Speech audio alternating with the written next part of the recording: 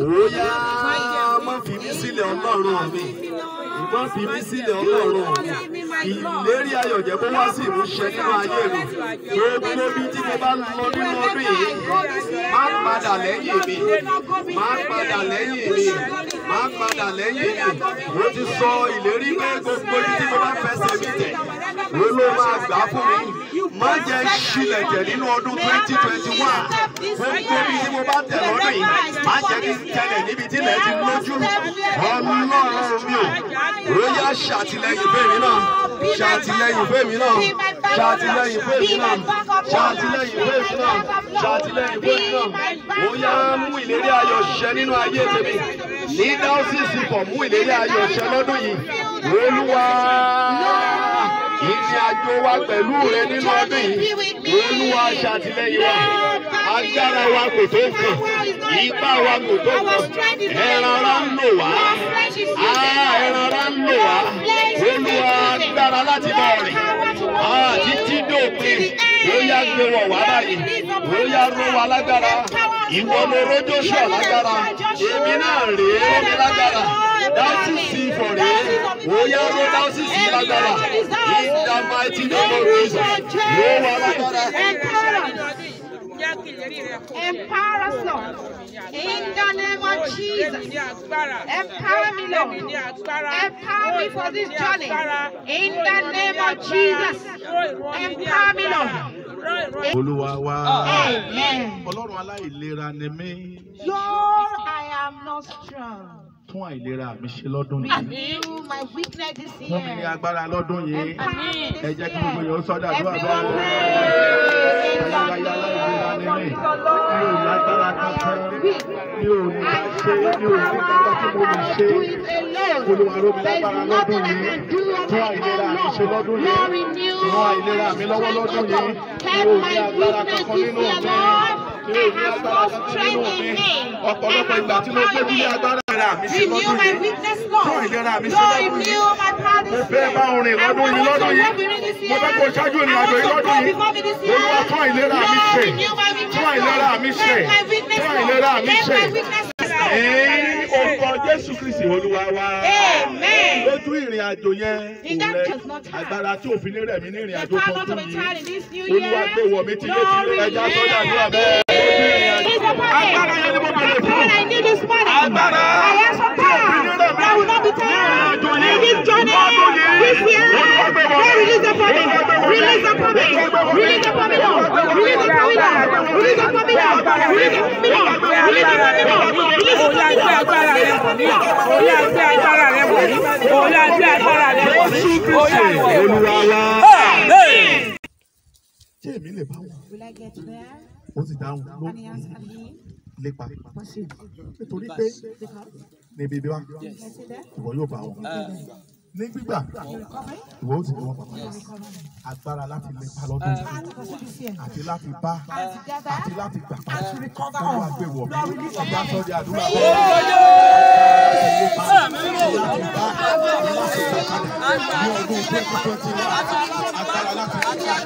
Láti bá. Láti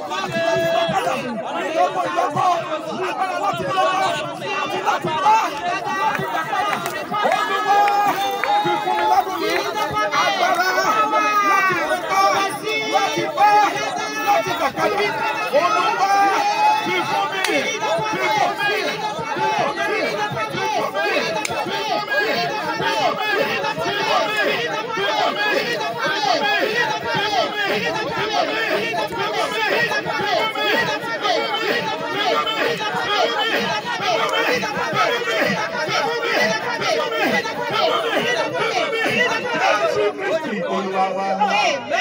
ọ̀rọ̀ yẹn ibi tí ọ̀rọ̀ yẹn lè sí ni pé ó ní Dáfídì sì béèrè lọ́wọ́ Olúwa. Ó mọ̀ wípé ó ti ẹ̀rọ ṣe rárá. God never took time at Tó all fi dá Dáfídì lóhùn. to answer him. Oníṣẹ́bí kò lépa ní. He said to pursue them. Ó béèrè béèrè kan. He asked just a question. Ọlọ́run fi mẹ́ta dá And lóhùn. God answered by 3. Ó ní lépa. He said pursue. Ní lílépa. Get Ó there, bá wọn. you will get there. Ó sì gbà padà. And you recover Ẹ ká all. sọ fún Ọlọ́run. Let's tell God. Olúwa, èmi náà ti ń lépa I lónìí. am pursuing this year. Olúwa jẹ́ kí n bá. God, let me get there. Jẹ́ kí n bá ọ̀pọ̀lọpọ̀ Let me padà. get something Jẹ́ to kí ilé go mi ó bá. Let me have Kábọ̀ that ọ̀pọ̀lọpọ̀ ó yá sọ́dọ̀ back. àdúrà bẹ́ẹ̀. Ayé ayé nínú àwọn.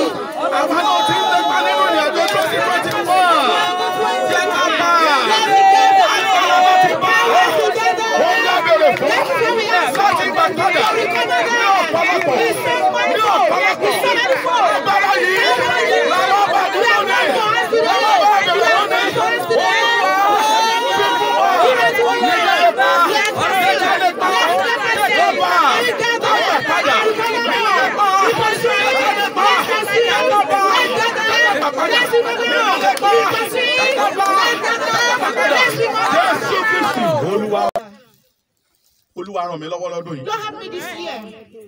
Má jẹ́ jẹ́ ìpìlẹ̀. May I not disappoint you. Olúwa ràn mí lọ́wọ́ lọ́dún yìí. Lord, help me this year. Má jẹ́ jẹ́ ìpìlẹ̀. May I not disappoint you. Àtàárọ̀ mi. My morning. Àtọ̀sán. An afternoon. Àtàlẹ́ mi lọ́dún And night this year. Olúwa ràn mí lọ́wọ́. Lord, help me. Má jẹ́ jẹ́ ìpìlẹ̀. May I not disappoint Má jẹ́ you. dójú tì ọ́. May I not put to shame. Ẹgbẹ́ gbogbo yòó sọ́jà àdúrà rẹ̀. 2021. Gẹ́gẹ́ bí àlùfáà. Gẹ́gẹ́ bí ayé àlùfáà. Gẹ́gẹ́ bí ọmọ. Gẹ́gẹ́ bí ìjọ Ọlọ́run. Àgbàdua. Ràn wá lọ́wọ́ lọ́dún yìí. Olúwa. Má jẹ́ jẹ́ ìpìlẹ̀. Má jẹ́ jẹ́ ìpìlẹ̀. Àbẹ̀rẹ̀ fún agbára. Tóbi ràn wá lọ́wọ́. Táwọn ibi jẹ́ òkúlẹ̀. Olúwa gbé wà wá. Gbé wà wá. Gbé wà wá. Gbé wà wá. Gbé wà wá. Gbé wà wá. Gbé wà wá. Jésù Kristi Olúwa wa. Orin yẹn wípé mo ti bẹ̀rẹ̀ dáradára. Jẹ́ n parí rẹ̀ dáradára. Mo ti bẹ̀rẹ̀ dáradára. Jẹ́ n parí rẹ̀ dáradára. Oore ọ̀fẹ́ ni mo béèrè fún. Bí mo ti bẹ̀rẹ̀ dáradára. Jẹ́ n parí rẹ̀ dáradára. Mo ti bẹ̀rẹ̀ dáradára. Jẹ́ n parí rẹ̀ dáradára. Mo ti bẹ̀rẹ̀ dáradára. Jẹ́ n parí rẹ̀ dáradára. Àánú ni mo béèrè fún. Oore ọ̀fẹ́ ni mo béèrè fún. Bí mo ti bẹ̀rẹ̀ dáradára. Jẹ́ n parí rẹ̀ dáradára. Mo ti bẹ̀rẹ̀ dáradára. Jẹ́ n parí rẹ̀ dáradára. Mo ti bẹ̀rẹ̀ dáradára. Jẹ́ n parí rẹ̀ dáradára. Àánú ni mo béèrè fún. Oore ọ̀fẹ́ ni mo. Bí mo ti bẹ̀rẹ̀ dáradára. Jẹ́ kí n parí rẹ̀ dáradára. Mo bẹ̀rẹ̀ ọ̀sán yàrá. Mo ti bẹ̀rẹ̀ pẹ̀lú àánú rẹ̀. Jẹ́ kí n parí dáradára. Agbára inú mi ò lè ṣe é. Agbára mi ò lè gbé. Bí mo ti bẹ̀rẹ̀ dáradára. Jẹ́ kí n parí ẹ̀ dáradára. Oore ọ̀fẹ́ ni mo bẹ̀rẹ̀ fún. Àánú ni mo bẹ̀rẹ̀ fún.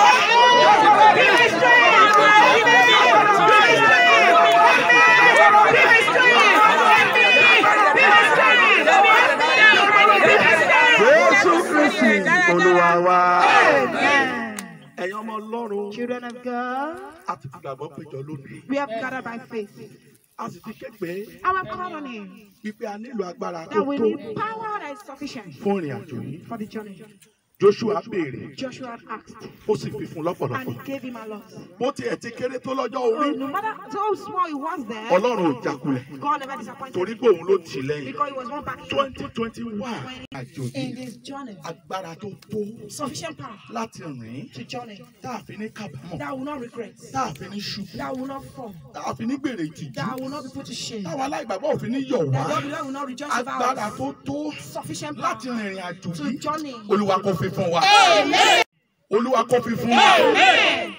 Dáfídì pàápàá tó tiẹ̀ jẹ́ jagunjagun. Even David was a warrior. Tọ́lọ́run tilẹ̀ máa ń darapọ̀ pẹ̀lú rẹ̀ That láti God wá will jọ yin join Ọlọ́run him papọ̀. when he's praising God. Òun náà tọ Ọlọ́run lọ. He went to the Lord. Ó ní Ọlọ́run. He said, God, Ṣé kí n should I ní ogun yìí? pursue Ṣé this kí n truth? lè? Should I pursue? Ọlọ́run ò máa dákulẹ̀. God never Ó disappointed ní him. Dáfídì. He said, Lè. David, pursue. Wàá bá You wọn. will get them. Wàá sì gbà You padà. will recover all. Olúwa, Lord, àwa náà ti pàdé we lórí have òkè put it yìí. on a mountain. Wípé ní ìrìn àjò That in the journey of 2021, a 2021, nílò agbára tó we tó need a sufficient power láti lépa, to pursue, láti bá to wọn get there, àti láti gbà and to padà. recover all. Agbára yìí Olúwa yọ̀ǹda rẹ̀ fún wa. Amen. Agbára yìí Olúwa yọ̀ǹda rẹ̀ fún wa. Amen. Bákan náà la mú bàbá wa bíṣọ̀bù tó So wà we read the Baba before you. àti màmá. Mama. Agbára tó tó Sufficient power. láti rìnrìn àjò yìí. Journey. Láti rìnrìn àjò yìí. Láti rìnrìn àjò yìí. Láti rìnrìn àjò yìí. Láti rìnrìn àjò yìí. Láti rìnrìn àjò yìí. Olúwa yọ̀ǹda rẹ̀ fún wa. Àwọn àtìlé wọn Olúwa yọ̀ǹda rẹ̀ fún wa. Ní ìrìn àjò yìí, In this journey, àfẹ́ kó ṣàìsàn. they want to be sick. Ní ìrìn àjò In yìí, this journey, àfẹ́ kó jáde kó máa wọlé. Ní ìrìn àjò yìí, àfẹ́ kó da láàbọ̀ ara. Agbára bíi ti ẹyẹ idì tí òfin ní súnmọ́ tí ò ní rẹ̀ wọ́n. Agbára yìí Olúwa yọ̀ǹda rẹ̀ fún wa. 2021, 2021, a ò ní disappoint Ọlọ́run. 2021, 2021, a ò ní tójú ti Ọlọ́run. Nínú ọdún 2021, this year 2021, ẹnì kankan wá nínú wa, a ò ní ṣàìsàn. dáwọ́sì bọ̀ kò ní ṣàìsàn. Ìjọ Ọlọ́run kankan kò ní ṣàìsàn. Kẹ́ ẹ tó kọlẹ̀kùn lọ́dún yìí, Olúwa ṣe fún wa. Ká tó bèrè lọ́dún yìí, Olúwa dá wa lọ́rùn. Ayọ̀ àìnípẹ̀kún lọ́dún yìí, Olúwa fi sọ́kàn wa. Ògo ni forúkọ rẹ.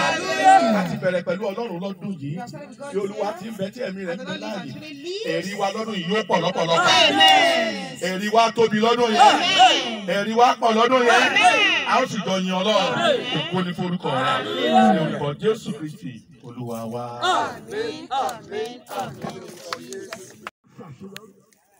Hallelujah. That will be breakthrough. There will be intervention over the cathedral. When the cathedral is progressing, let me tell you that churches will progress. Pray for them. Pray for them. Thank you, Father. Thank you, Jesus.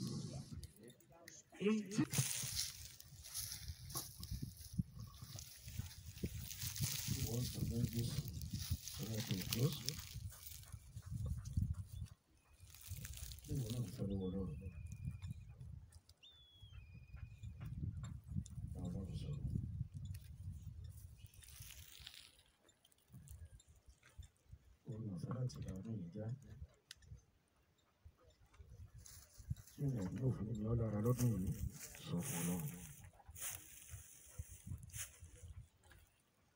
Ní orúkọ Jésù Kristi Olúwa wa. Ayérayé lẹ́dàá wa. Gbogbo bá ti wí o. Gbogbo ní tiwa. Àṣẹ ń bẹ lọ́wọ́ rẹ̀. Gbogbo tí a gbà kó béèrè ní àdúrà wa lónìí. Orúkọ Jésù Olúwa bá wa fi àṣẹ sí. Ẹnì kọ̀ọ̀kan ládúró gẹ́gẹ́ bí ìdílé. Ẹnì kọ̀ọ̀kan wa tó wà ní lónìí ládúró gẹ́gẹ́ bí ìjọ Ọlọ́run. Lápapọ̀ ládúró gẹ́gẹ́ bí dáwọ́sìsì ọdún yìí jẹ́ kó dára fún wa. Ìrìn àjò ọdún ìdánwò rẹ o. Ẹnikẹ́ni ò ní rí. Ṣùgbọ́n a mọ ìwọ Ọlọ́run tó ní ọdún kọ̀ọ̀kan, tó ní ọjọ́ kọ̀ọ̀kan, tó ní oṣù kọ̀ọ̀kan, tó ní ọ̀sẹ̀ kọ̀ọ̀kan. Àsúrò lórúkọ Jésù mọ̀ ọdún ọdún yìí kò ní ní ẹnikẹ́ni yẹn lára. Bí Ọlọ́run ti wà pẹ̀lú Jóṣúà ní ìgbà tirẹ̀ tó ṣe àṣeyege àti àṣeyọrí ìrìn àjò ayé rẹ̀. Mo súre fún lónìí ní ìkọ̀kọ̀ yín, ẹ ó ṣàṣeyọrí. Ẹ ó ṣàṣeyege. Ọlọ́run àwa bẹ̀ ọ́. Agbára tá a nílò torí a ò lè dá ṣe láìsí agbára ìwọ Ọlọ́run. Agbára, oore ọ̀fẹ́, àánú tá a nílò fún ìrìnàjò ọdún yìí, Ọlọ́run kò ní ta yín lọ́rẹ. Mo súre fún yín lọ́dún yìí, ojú òní tì yín. Lọ́dún yìí ara òní ni yín o. Lọ́dún yìí ọ̀nà àtijọ́ àti mú kò ní jẹ́ ìnira fún yín. Lọ́dún yìí aláàánú olóore yín olùwàkúrán sí yín. Kí ọwọ́ Ọlọ́run kó máa gbé yín ró. Kí ààbò Ọlọ́run kó dájú lórí yín. Bàbá, à ń bẹ̀ ọ́. Ọlọ́run sọ pé ẹ gbàdúrà fún àlàáfíà Jerúsálẹ́mù. Àwọn tó fẹ́ yóò ṣe rere. Ibi tá a bá rìn àjò 2021 dé, omi inú kan ní ẹ̀rù ń bá ní. Ṣùgbọ́n ó sọ fún wa ní ọ̀tá gbọ́ láàárọ̀ yìí, ó ní ká má bẹ̀rù ṣàṣekiri, ó sì mú àyàlé. Tí ó tó wá gbà ọ́ gbọ́. Ìrìnàjò ọdún 2021 Ọlọ́run má jẹ́ ó ní wa lára. Nàìjíríà má jẹ́ ó dàrú. Orílẹ̀-èdè yìí má jẹ́ ó túká. Gbogbo àwọn tó ń pani bí ẹni pẹran. Àwọn tó ń jíni gbé nítorí owó. Àwọn tó ń jíni pa, tó ń fagbára bá ní lò. Lọ́ba lórúkọ Jésù rú àwọn ọkàn bẹ́ẹ̀ Ọlọ́run gbàkóso ọkàn wa. Torí pé ẹni tí ìwọ Ọlọ́run ò lè dá tó lè mú ò tí ì dá. Agbára bó sì ń bẹ ní ìkáwọ́ tirẹ̀. Gbogbo àwọn ọkàn tí èmi èṣù ti ń jọba. Torí pé àpẹẹrẹ gẹ́gẹ́ bí ẹbí kan lórí òkè yìí lọ́jọ́ òní, àárọ̀ ọ̀rọ̀ rẹ jáde. Gbogbo ọkàn bẹ́ẹ̀ Ọlọ́run bá wọn pàdé. Gbàgbára lọ́wọ́ wọn. Bá wọn pàdé. Gbàgbára lọ́wọ́ wọn. Bá wọn pàdé. Gbàgbára lọ́wọ́ wọn. A rí ẹnìkan sínú igbó ẹ̀jẹ̀ rẹ o. Psalm 91 verse 10. Ní burúkú ò ní ṣubú lù ọ́. Bẹ́ẹ̀ ni àrùn kan ò ní súnmọ́ àgọ́ rẹ. Bàbá bí kú bá ń pa lọ́tún, tó bá ń pa lósì, tó ń pa níwájú, tó ń pa lẹ́yìn. Mo gbàdúrà lórúkọ Jésù, ikú búrò ní pa yín. Mo ní ikú gbóná kò ní pa yín. Ẹ ní pàdé alágbèdá.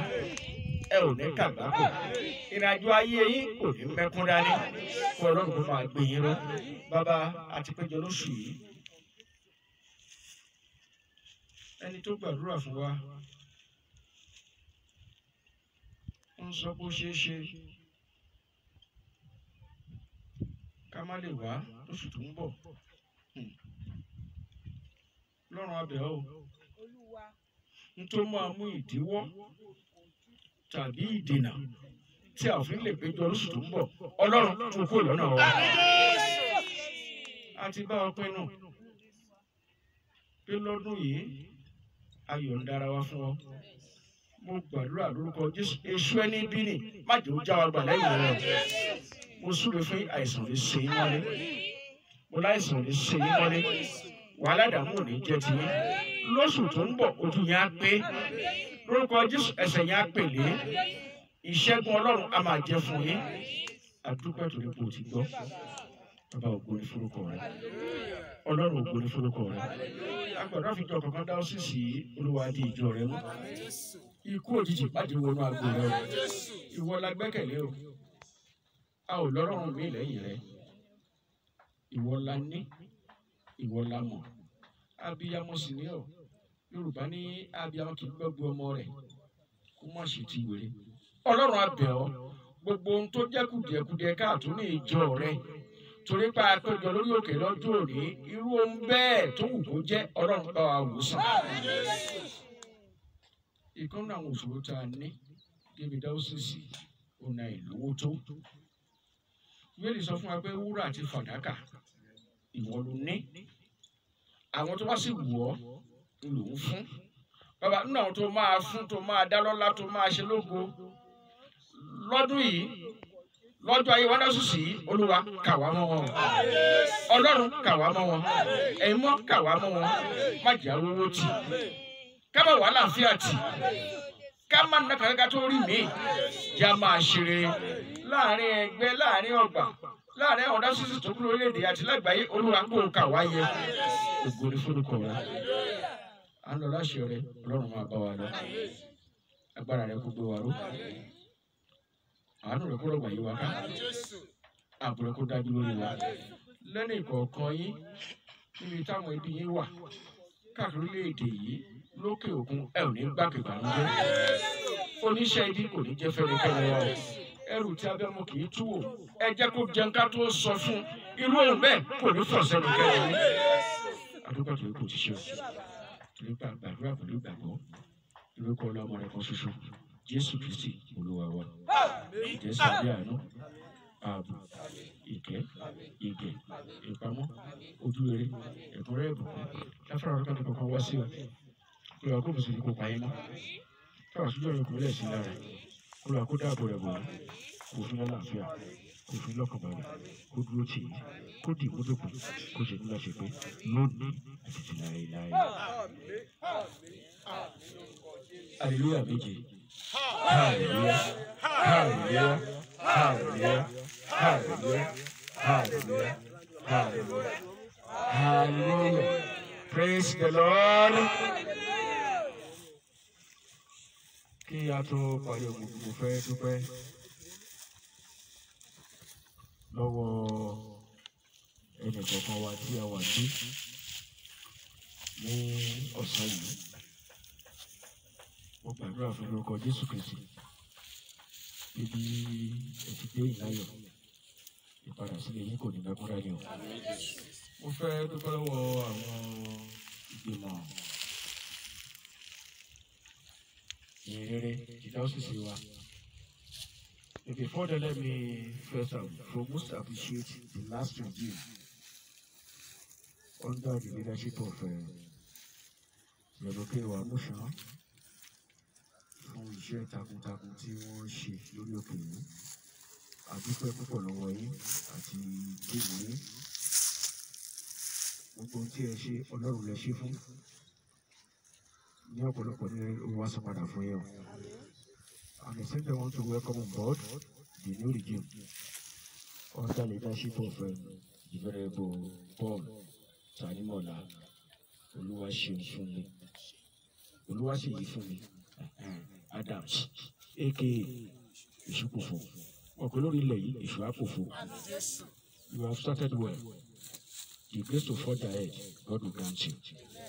Iṣẹ́ pọ̀ lórí láti ṣe ló wá dẹ́ràn wá lọ́wọ́. Ẹnì kọ̀ọ̀kan tí a wá lónìí ìjọ Ọlọ́run dúpẹ́ lọ́wọ́ yín o. Orin tí Ọlọ́run ti gbélé yín lọ́wọ́ tẹ́ kó ọdún yìí èṣù nígbà lọ́wọ́ yín o. Ọkàn yẹn á balẹ̀ o, inú yẹn á dùn o. Ẹ̀yin àlùfáà ẹ ṣé o. Ìjọ kọ̀ọ̀kan tẹ́ ti wá ìjọ yẹn á rojú o. Lẹ́nu iṣẹ́ ìrìnsẹ́ náà ti ẹ gbà ẹ ò ní kábàámọ̀ o. Mo fẹ́ rọ̀ yín ní oṣù tó ń bọ̀ ká ní pé àwọn àlùfáà táwọn àmì ìlà mọ́yìn kọ̀ọ̀kan wá ní ṣọ́ọ̀ṣì wa àápọ̀ jù báyìí lọ. Àbí? Àìbákọ̀? Torí náà mo fọlọ́ bẹ̀ yìí. So when coming next month, try it at least to bring one person.